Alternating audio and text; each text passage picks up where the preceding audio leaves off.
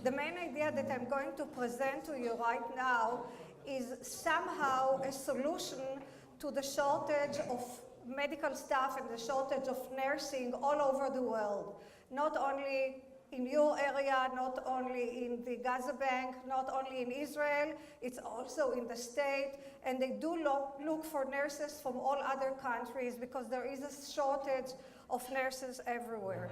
So the idea is just to make patients understand that they have the physician or the nurse within themselves.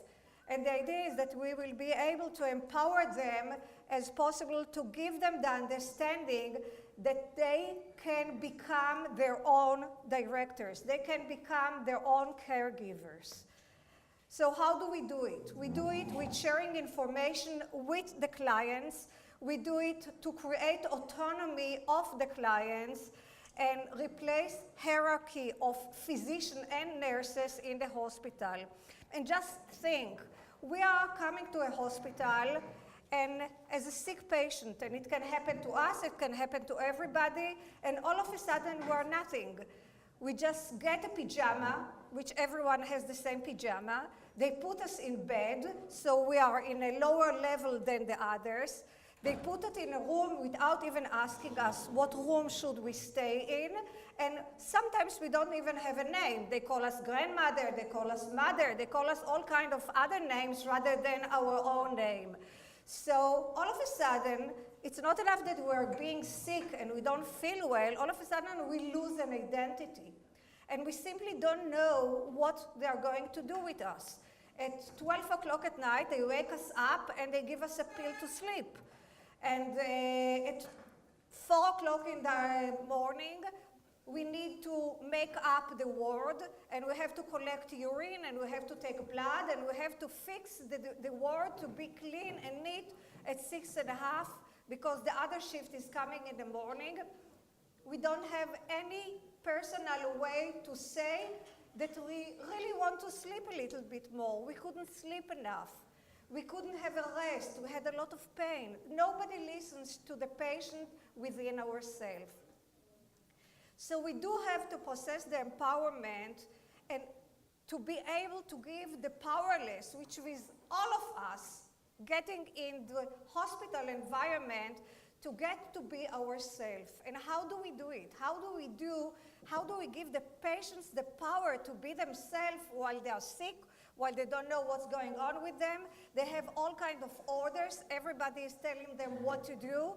We lose the identity, we lose our name, and all of a sudden they take us with a wheelchair. Nobody tells us where we go. We lose any control whatsoever.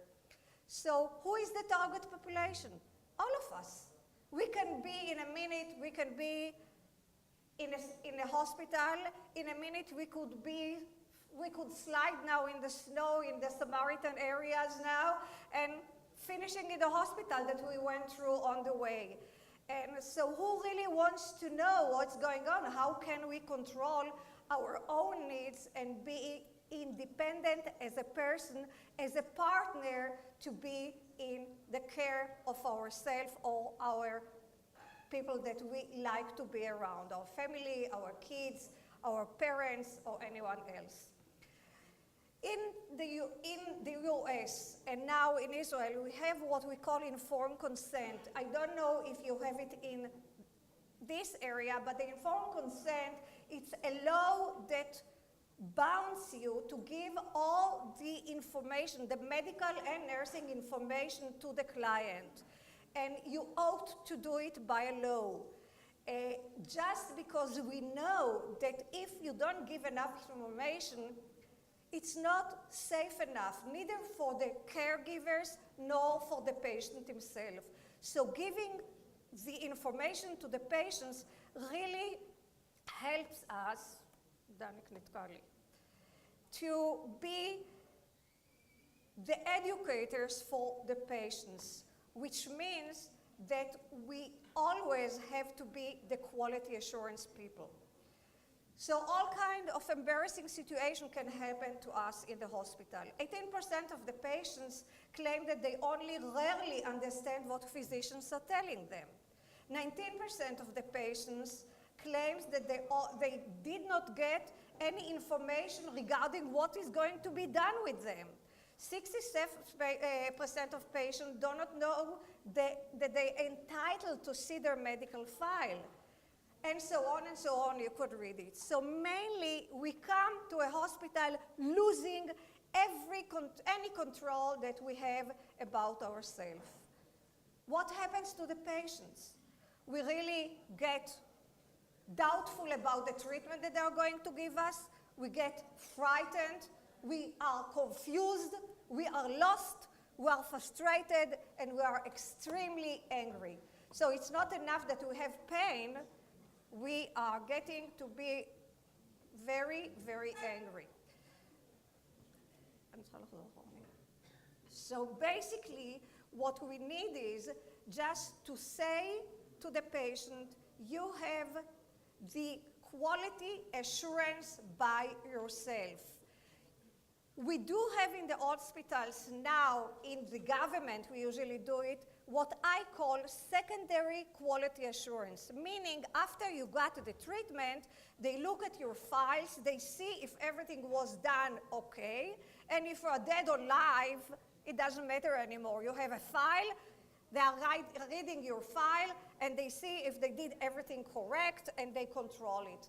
Basically, we don't want this situation. We want a primary care quality because we really want the patient to tell us that they won't amputate our left leg rather than the right leg, which do happens in Israel every now and then, unfortunately. Meaning that we can use e-health. E-health is electronic health that gives us the information in order to be able to follow all the medical treatment. We don't have now to sit and tell all the stories about the issues that we are going to treat. What we're doing? Nowadays, at 202, we found out that in the area, in your area, there is 60% of cyber, of electronic emails, or anything that you can use. In Jordan, for example, there is 39%.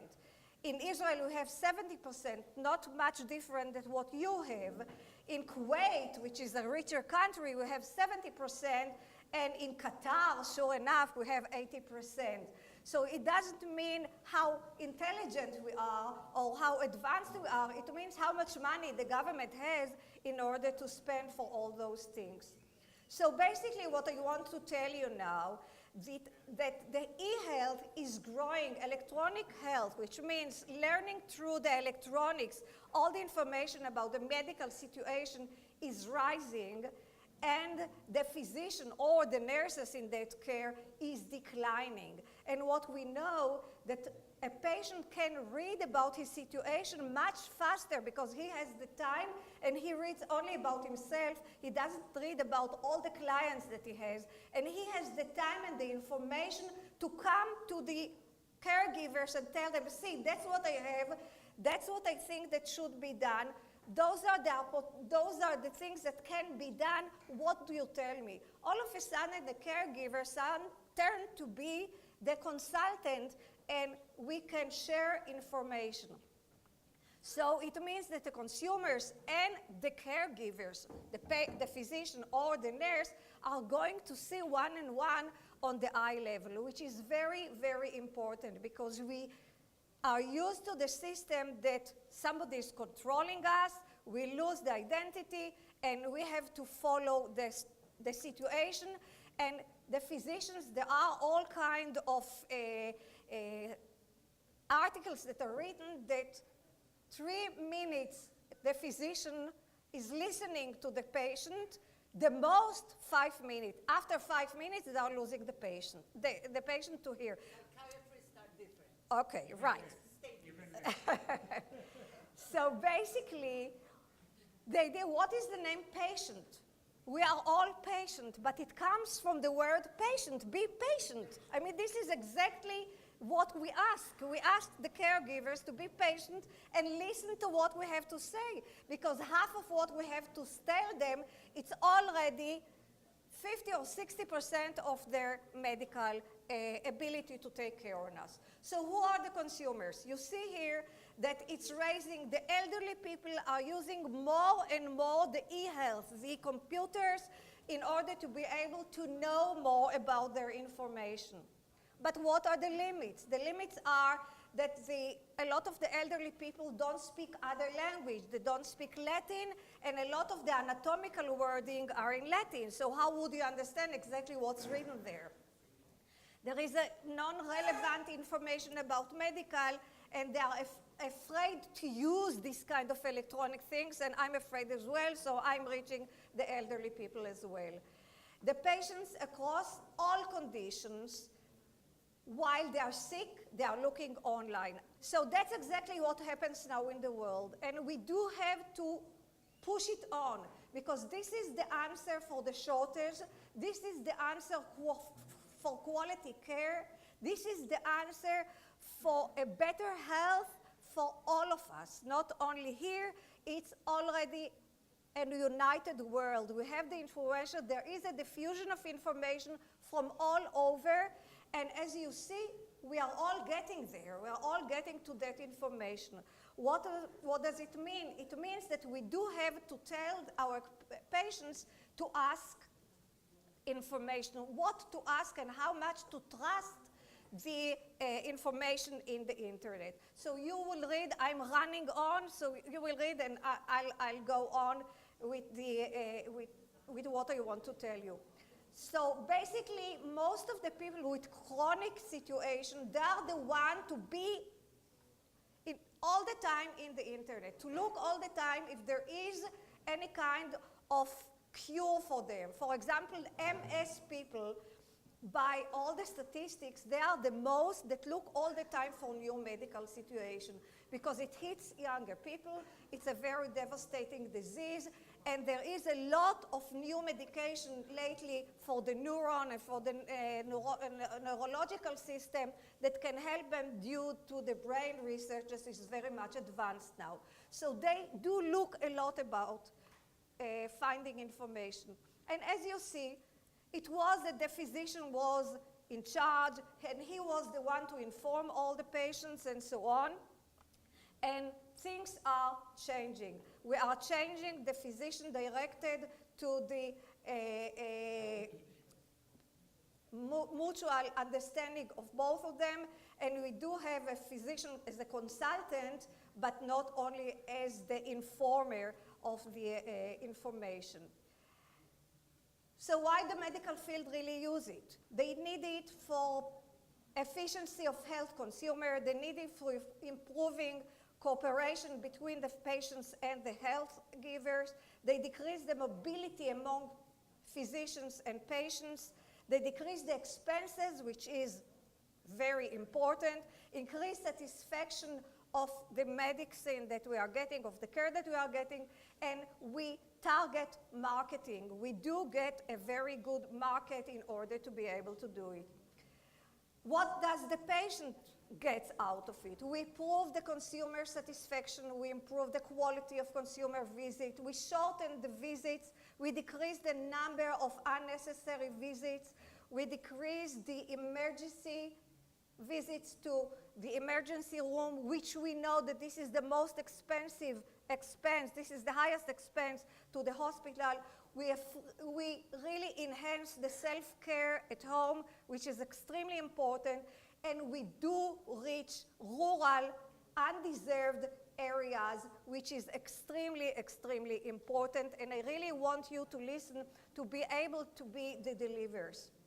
What happened in 2001, you see, the e-health was very low, and as you see in 2011, it's getting higher, and in 2021, we will be there, and most of the medical field not only the information, it will be also what we call all kind of operations that will be set in one place and the operation will be in another place. Let's say in Texas they will stay and tell you how to do the operation, and in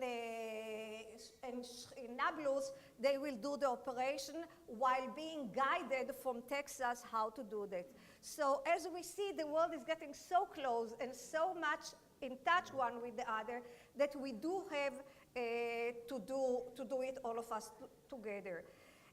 So what does it do? It does what the information is giving us. The type of website recommended, the physician can recommend you on what sites to go, what to read, what kind of information to read. No paper needs, no ahead of preparation is needed. You just have to be able to tell the patient, go and see www so-and-so, and you will be there with the information. And it really reduces the impatience of both sides and the ununderstanding of both of the sides. So what do we have to do? NLP is a very interesting system that says that in the brain we do have three systems. How do we learn? We learn, NLP stands for neuro-linguistic programming. We are programming in our mind the way that we are studying. And each one of us has one of them is dominant and the others are a little bit less. One of them is visual. Some people really learn by seeing the pictures of what they are reading. Some of us really have to feel it in order to understand it. And some of us has to listen. We don't know who are the patients that are going to look at the internet. The internet integrates all of those type of learning. So each one of us can find what really fits them in order to be able to inhale the information and understand it. So the quality of information has to be asked by the patient and especially by the caregiver. Everyone can put information on the internet, and that's very, very dangerous. So we, the caregivers, we, the medical people, have to be able to understand how to penetrate to the right information and how to tell the patients what is the hazards in the information that they are getting. And here you see all the relevant things that might you use. I don't want to read it to you. Read it fast and we will run on. The criteria for evaluating internet health information is very, very important. It has to be secure, it has to be current, it has to be relevant. You have to know who wrote it, you have to know who is in the back of those writings. For example, if I go to the Mayo Clinic center in the net, I know that this is a very good information. But everybody can write Mayo Clinic. So how would I find out that this is the real people from the Mayo Clinic? So I have to read the information and I have to have the basic knowledge to understand that what they are writing is correct. Because sometimes all kinds of groups, for example in psychiatry, pro-electric shock or not, there is a lot of groups discussing on the internet, don't do it and so on. So you have to be very careful in order to tell the client what kind of information and what kind of sites to be able to see and learn from. What does it mean? That there is a potential risk there. If they get a wrong information, they might come to us with a very bad information.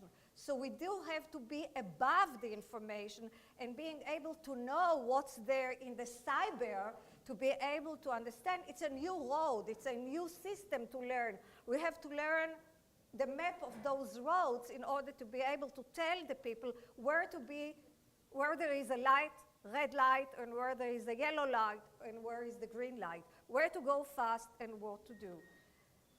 What are the questions?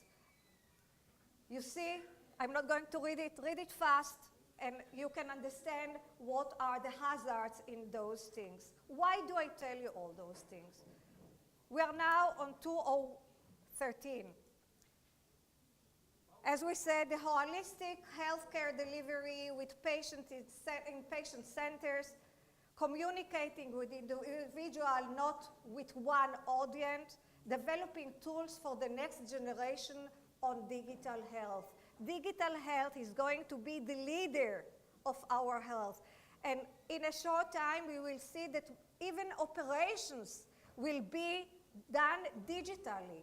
And we'll need less and less surgeons because everything will be, and thank God that I have my husband that he is a computer scientist and he's in the university, and they really work a lot on how to do the computers to do those things alone.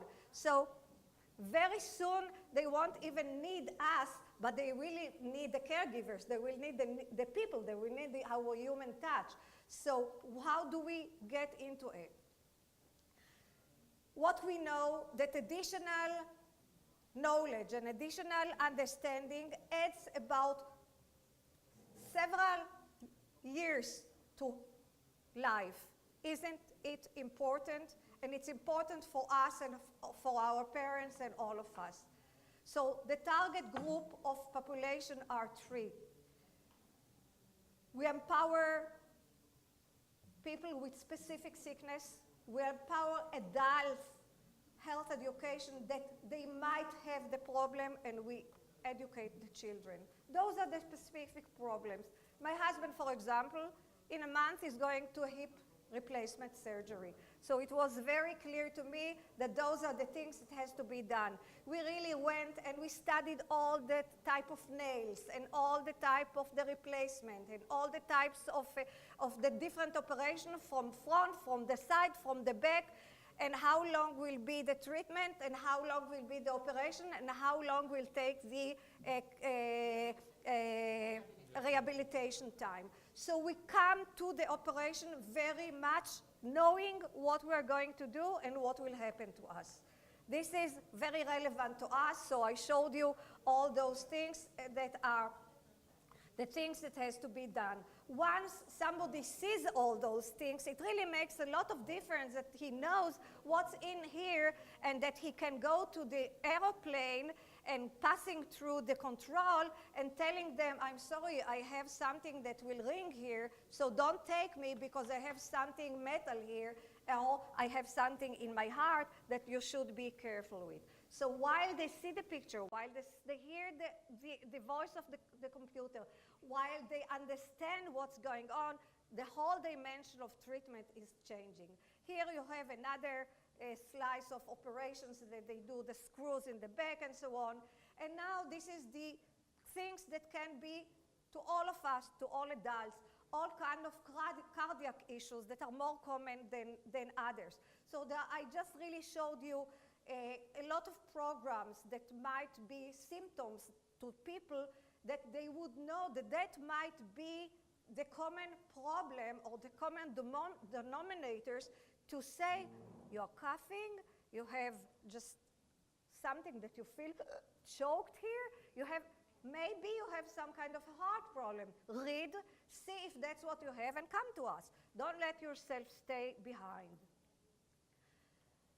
So here there is all the information about myocardial and all kind of information about what is heart attack and so on and so on. I'll go fast. How the angiography is done, how they do echocardiology, how do they do the nuclear cardiology, which is very advanced now, and I'm sure that you are doing it as well. And what are the medications? Do you know that most of the pills that we are getting, about 90% of the pills, shouldn't be taken with grape juice? Grape juice really diverse all the medications, all the pills that we're getting. So very few people know about it. So they do drink sometimes with any kind of juice, but the worst is grape juice because it has some kind of acidity that really contradicts the medication, and very few people know about it. More than that, we had a story with a man that had a hyperthyroid, and he got all the treatment and all the medications, and nothing worked, and it got more and more, and the doses started to be a disaster, and his heartbeats was just to the ceiling, and they couldn't understand, and the physician said, I told you to take the medication before food. So he said, that's what I'm doing. I'm taking the medication before food. And that was a professor to physics, means that he wasn't a very stupid person. So apparently, we opened the net, and it took us as researchers, it took us about several good hours to find out that you have to take the medications at least 2 hours before you eat. Because all those medications, it includes diabetes, insulin, and all the triglycerides, and all the treatment for the thyroid, and so on. It's all endocrinology. And once if you eat the food, and especially what do you eat in the morning, either good bread or any kind of cereal and so on, and those things absorb all the medical treatment that you are getting, and after a very short time, it doesn't do a thing. And that's why you have to tell your patient, don't tell them take before the meal. Tell them take 2 hours before the meal, and only then start eating, because it won't work. It will be absorbed in the stomach, the blood system will take it, and then it won't do any good. So we are going on with that, and I want to go now to the children program, which is very, very important. Children are the future health givers. Children are the ones. Here I have a diabetics program, which I do get by myself. All of a sudden, getting older, we had the hazard of pre-diabetic, and I just decided that I'm going to be very careful. So I immediately signed up to the diabetes program, and I'm getting all kind of information from all kind of the world. It's very easy to sign in, no payment, nothing, and you get all the information. What do you eat? What do you do? How much gymnastics you have to do, and so on and so on. So those are really important things that even in a very rural area, in a village, people can do it. And what means that you, the caregiver, has to imply and has to write down the programs for them. Also, there is a lot of information for children, for children's health. Children's health is the more important thing, because those are the future, and they will be your caregivers, and they will be the one to deliver the care for others. They are also the ones to tell the mother, don't eat it, it's not good for you. You are getting too fat, go and do gymnastics, walk on the mountains, don't smoke. Apparently, very, very many kids in the Arab world is smoking from a very, very young age. I'm living next to Abu Ghosh, and we did a lot of research on Abu Ghosh. They start smoking at the age of 8, which is a disaster.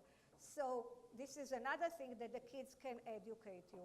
So there are a lot of programs that you can easily get, and do it through schools, do it through the kids, and you have to be in charge of this. So what is the nursing charge on it? To ensure effective care, to do personal effective care, to detect complication, to ensure risk, to manage the special problems. What does it mean? It means that you, the nurses, the medical staff, the paramedical staff, has to write programs, has to be in the internet. If you're going to be slow on it, you will be very fast behind. It's like the agriculture and the industrial revolution. If we won't jump on the wheel right now, you're going to lose your health, you're going to be very much in the back. Not everybody talks English. Do it in Arabic, write programs. It's not expensive, and this is what you have to do. In order to be right on your legs, in order to be prepared to the lack of workers, you have to do it, because this is the way to empower, because people already have the power and the will to do it. You just have to give them the wagon to go on and do it. Thank you.